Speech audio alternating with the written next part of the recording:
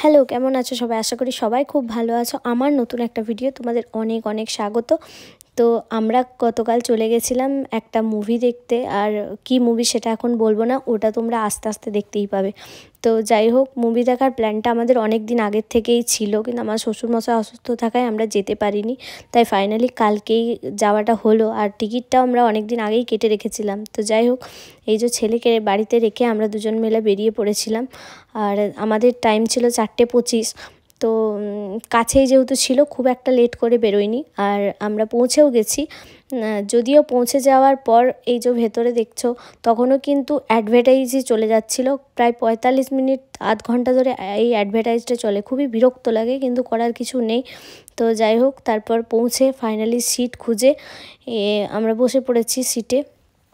তো তখনও কিন্তু মুভি স্টার্ট হয়নি। তো যাই হোক, তারপর আস্তে আস্তে স্টার্ট হলো।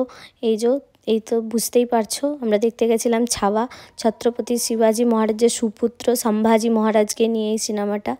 তো মুভিটা প্রচণ্ড ইমোশনাল আর খুবই ভালো। তার বীরত্ব তো দেখিয়েইছে, আর নিজের ধর্ম রক্ষার জন্য যে কতটা পরিমাণ মানুষ কষ্ট করে তবুও ধর্ম পাল্টায় না, সেটা এই মুভি না দেখলে বোঝাই যায় না। তো আর এইখানের যে সিনটা আমার মারাত্মক লাগে, তাই তোমাদের সাথেও ভিডিওটা একটু শেয়ার করলাম।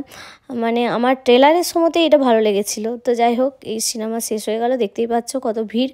তো তারপর শেষ করে আমরা চলে গেছিলাম একটু খাবার দাবার খেতে, কারণ রাত্রিরে আর বাড়ি গিয়ে রান্না করতেও ইচ্ছা করে না। তো তাই ভাবলাম একবারই খাবার দাবার খেয়েই যায়।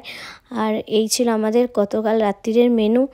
করেছিল খুব ভালো, কিন্তু প্রচণ্ড তেল, দেখতেই পাচ্ছ। তো যাই হোক, এই খাওয়া দাওয়া করে আমরাও বাড়ির উদ্দেশ্যে রওনা হলাম। তোমাদেরকে একটাই কথা বলতে চাই, যারা এখনও অবধি এই মুভিটা দেখে আসোনি, অবশ্যই দেখো। আমি কথা দিচ্ছি তোমাদের সকলেরই খুব ভালো লাগবে। তো যাই হোক, ভিডিওটা কেমন লাগলো জানাবে। দেখা হচ্ছে পরের একটা ভিডিও। টাটা।